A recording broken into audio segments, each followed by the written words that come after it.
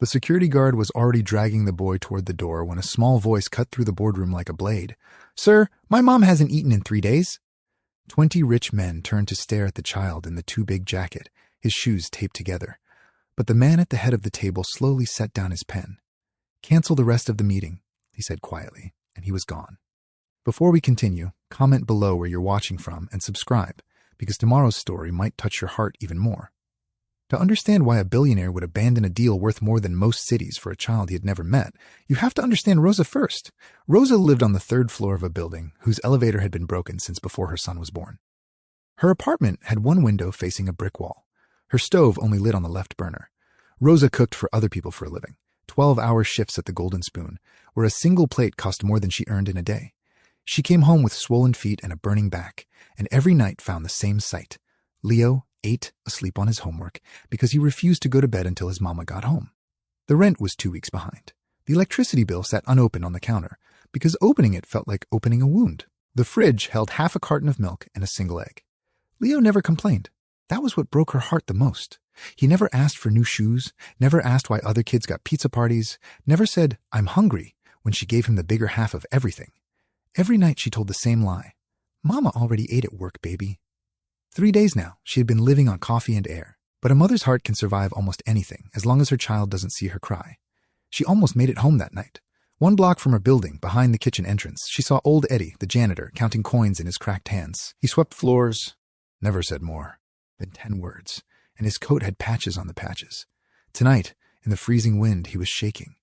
Rosa looked in her bag. 1 sandwich, the last one, saved for Leo's breakfast. She sat down beside the old man, unwrapped it, and broke it in half. She gave him the bigger half. He stared at it like she had handed him the moon. "You don't know me," he said, rough-voiced. "Everyone deserves to eat," Rosa said. Then she saw his hands shaking with cold and, without thinking, pulled off her blue scarf, the one nice thing she owned, her grandmother's, and wrapped it around his neck. "It's getting cold, old man. Keep it." Old Eddie looked at her with something almost like wonder. "You are a strange woman, Rosa." "Kind," she said, smiling. "Not strange." And she walked away into the dark, leaving her grandmother's scarf with a man she thought she would never see again. The name on the door said the Golden Spoon, but everyone knew the only god was the manager, Derek. Derek had perfect teeth, a perfect suit, and a perfect talent for cruelty. He docked her pay for a plate a customer knocked onto the floor. He moved her to the hottest station for having attitude, for not laughing at his jokes. When Leo showed up after school to walk his mama home, Derek barred the doorway. "No beggars by the entrance," he announced, loud enough for the street to hear. Leo wasn't begging. He was just a little boy waiting for his mother. Rosa kept her voice soft. "Come wait by the bench, baby." Leo went. He always went, because he knew his mama was holding the world up with her bare hands, and he would not be the one to drop it. And through it all, old Eddie swept the corner floors, saying nothing, seeing everything. People whispered that the owner of the restaurant group sometimes came in disguise to test his staff, but nobody believed it. Why would a billionaire mop floors? Still, Rosa noticed things. His hands were too clean for a man who swept all day. His shoes were old and worn, but handmade leather. One evening, slipping out back with the trash, she saw him in the alley, speaking to 2 men in expensive suits. One of them bowed to him. Rosa blinked. The men were gone. Old Eddie caught her eye and winked. "Eyes play tricks when you're tired, Rosa." She laughed it off. The trouble started small. A famous customer sent back a steak from 3 kitchens away, and Derek pointed straight at Rosa. "This," he announced, "is what happens when I hire charity cases." Rosa said nothing. The doc appeared on her check that Friday with a note. Attitude adjustment. Then came the tips. Rosa's section made the most money in the restaurant, but her envelope at the end of the night was always light. She counted it 3 times, missing again. She brought it to Derek. He smiled his perfect smile. "Mistakes happen, Rosa. Be grateful you have a job." The next week, the register came up short, and Derek raised his voice for the whole dining room. "Someone in this kitchen is a thief." Every eye in the restaurant found Rosa. That night, she came home to an eviction notice taped to her door and a cold, dark apartment. The power had been cut. She locked her in the bathroom and cried into her hands so Leo wouldn't hear.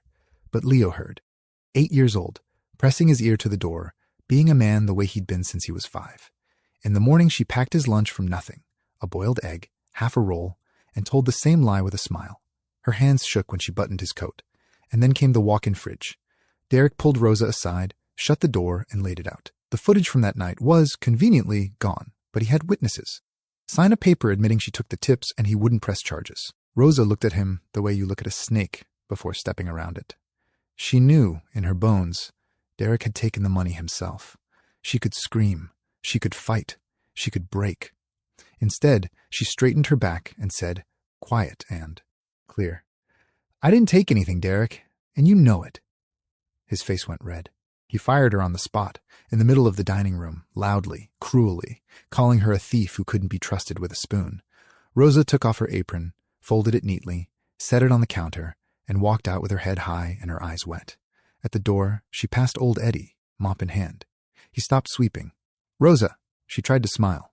"Take care of yourself, old man." And she was gone. "Stay with me, because what happens next will change everything." Old Eddie watched the door long after she left. Then he pulled a phone from his coat, not the battered thing he carried on the floor, but a sleek, expensive one, and made a single call. "Cancel my evening, and pull the files on the Golden Spoon manager, all of them." Meanwhile, Rosa made it home. Barely. She climbed the 3 flights on feet made of glass, and the last stair one, she went down in the hallway for just a blink, and Leo found her there, curled against the door like a forgotten umbrella. He got her inside, took off her shoes, wrapped her in the blanket from his own bed. That night, lying in the dark, he heard her on the phone, her voice small and cracked. "I haven't eaten in 3 days, Lena. I don't know how I'm going to feed him tomorrow." Leo remembered something else. One evening, when Rosa wasn't looking, old Eddie had pressed a heavy coin into his hand, stamped with a crest, heavy as gold. "If you ever need something, boy, go to the top of Ashford Tower. Ask for the man on the top floor. Show them this." Then the old janitor had looked at him and said, "Your mother is the richest woman I know." So the next morning, while Rosa slept, Leo buttoned his too big jacket, put the coin in his pocket, and ran. The lobby guard stopped him at the door. "What do you want, kid?" Leo's voice wobbled, but he held up the coin. The guard's face changed.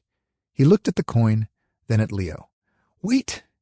But Leo was gone, ducking under an arm and sprinting for the elevator, the doors sliding shut just in time. "If you had nothing left but your kindness, would you still give it away?" The elevator opened on marble and silence. Leo followed the voices to a long, glass-walled room and slipped inside when the door buzzed open for coffee. 20 men in perfect suits, a table like a frozen lake. At the head of it, a man with silver hair and steady gray eyes. Leo's heart hammered so loud he was sure everyone could hear it.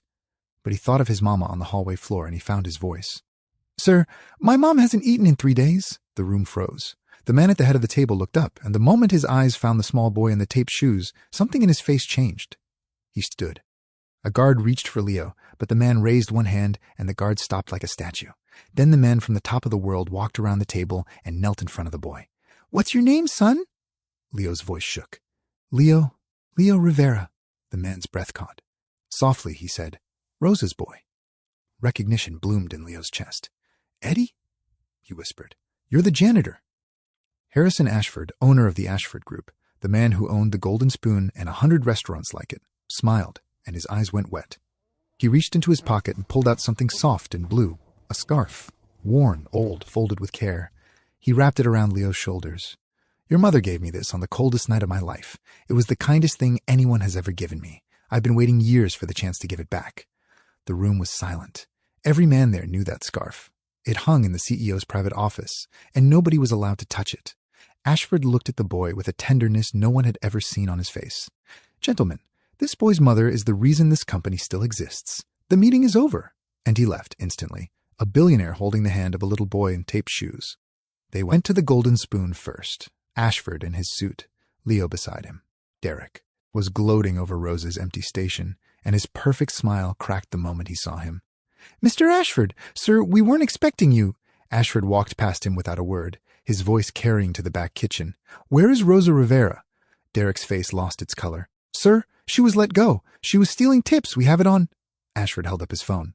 The screen lit with footage from cameras built into the decor years ago. Night after night, Derek sliding bills out of the register.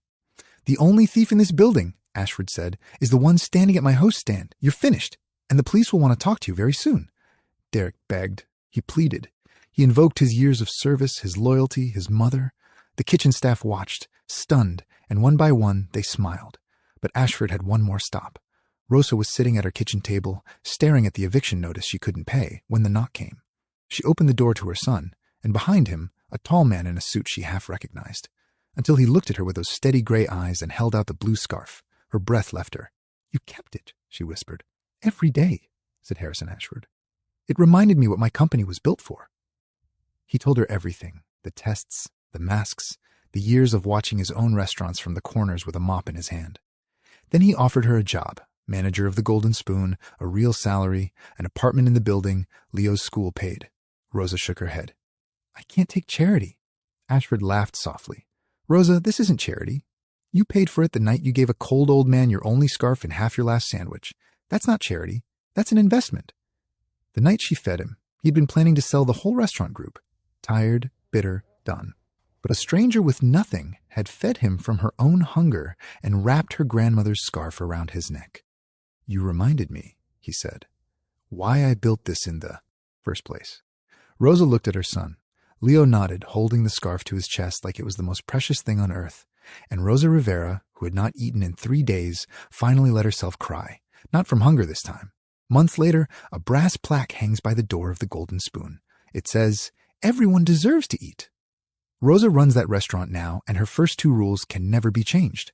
Every employee eats free, and every tip is signed, sealed, and protected. Derek's name is gone from the building. But old Eddie still comes around every evening, patched coat, mop in hand, the quietest man in the room. Rosa doesn't stop him. Some habits are too precious to break. Every spring she finds her scarf folded on her desk.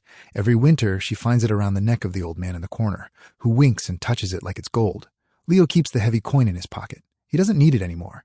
But he likes the weight of it, the way it reminds him. His mama is the richest woman he knows. Kindness is never lost. It waits, and one day it comes back to you wearing a different face. Old Eddie taught me that. Rosa taught me that. And tonight, somewhere, a little boy stands at the door of an empty fridge, wondering if anyone sees him. Someone does. Someone always does. Comment below where you're watching from, because we read every single one. And subscribe, because tomorrow's story might touch your heart even more.